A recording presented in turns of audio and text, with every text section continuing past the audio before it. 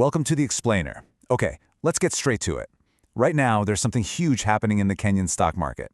Investors are absolutely flocking to get a piece of a dividend boom that's offering the kind of returns you just don't see every day.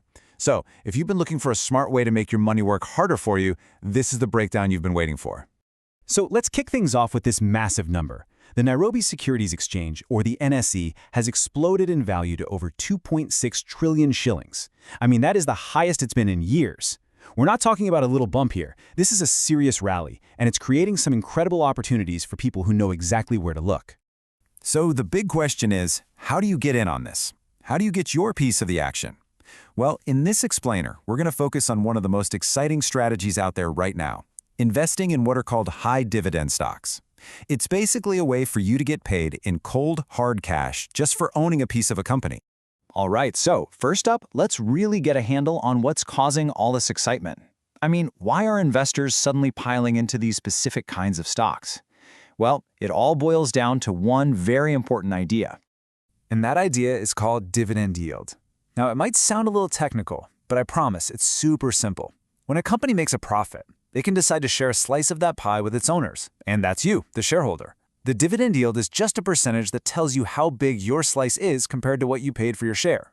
It's kind of like getting a cash bonus just for being an owner. Now this is where it gets really interesting. For a long time, the safest bet for earning income was a government treasury bill. But just look at this chart.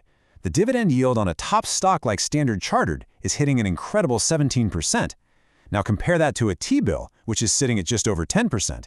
In today's market, these stocks are offering way higher cash returns, and you can bet investors are paying attention. So, which companies are we actually talking about here? Let's name some names. It's time to meet the high yielders, the dividend all-stars, lighting up the Nairobi Securities Exchange. Just look at these figures. We're seeing yields well into the double digits. I mean, these are incredible numbers. And you're probably noticing a pattern here, right? Banking and energy are really dominating. These are the giants offering the kind of returns that are tempting investors away from those more traditional, safer options. If you're looking to build an income portfolio, this list is a fantastic place to start your research. And digging a little deeper, you can see the story behind these numbers. StanChart's massive yield, that's backed by huge profits, which led to a payout of 45 shillings for every single share. And KenGen's strong yield is being fueled by a whopping 38% jump in their profits. Then you've got a company like BAT, which is just known for being a reliable dividend machine, year in and year out. Okay, but hold on. Before you get too excited and rush off to buy something, we absolutely have to talk about risk. These high numbers are super tempting, for sure, but they don't always tell the whole story. You see, a high dividend yield can be a sign of a really strong company, but sometimes it can be a major red flag.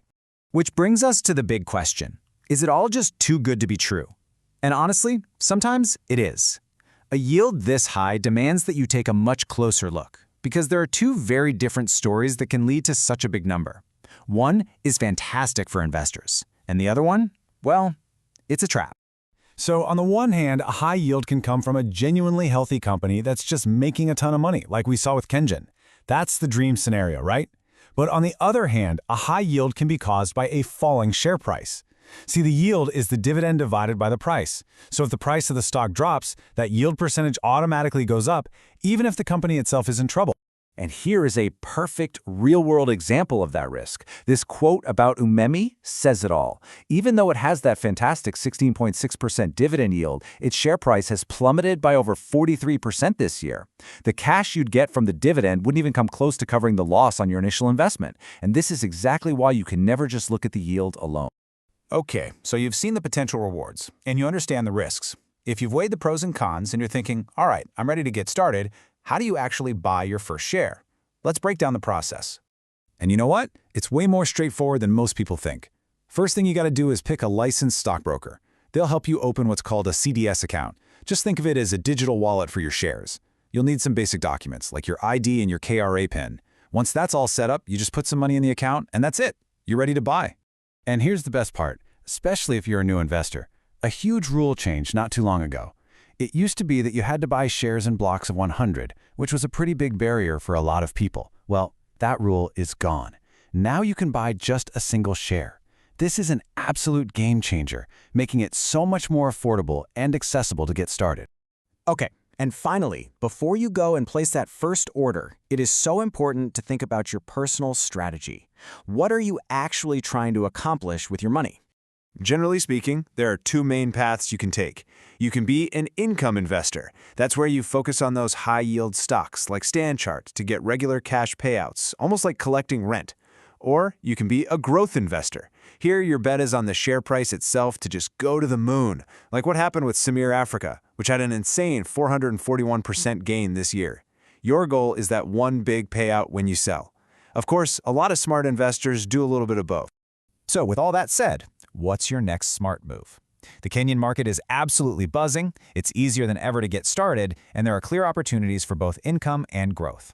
The key takeaway here is this: do your own research, understand the risks, and then decide which of these paths lines up with your financial goals. The dividend gold rush is definitely on, but remember, only the smartest prospectors will strike it rich.